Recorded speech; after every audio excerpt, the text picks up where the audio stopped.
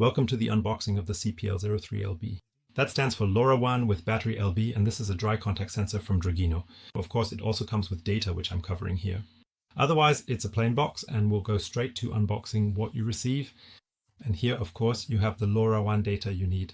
We've covered them up here, but you'll have them digitally if you buy from our iot-shop. Simply download them from your account in various formats. What else do we get? We get the node, we get an antenna. As usual, it plugs into the yellow connector here so we can start transmitting. What do we use to transmit? With 868 megahertz.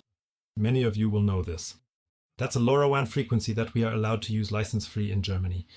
This LoRaWAN sensor is suitable for anyone who, you can see it here, has an application that requires a contact sensor, meaning it should count or notify when something is opened or closed in certain applications.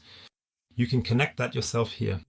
There is no ready-made sensor included. Very important, this is well suited for retrofitting your application, and we get several features here, namely the dry contact status time, that is open or closed, then the opening time, the number of openings, and of course also an alarm feature.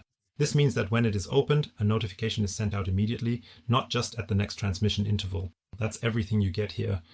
It comes with a battery in an outdoor housing, so you can also install it outdoors, provided that you also do a proper job on the other end and make sure your sensor is stored in a way that's protected from rain.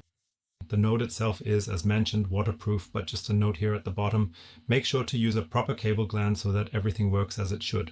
That's everything we receive: antenna, sensor node, and as mentioned, pre-tinned wires here. And thank you for shopping with us. See you next time. Bye, take care.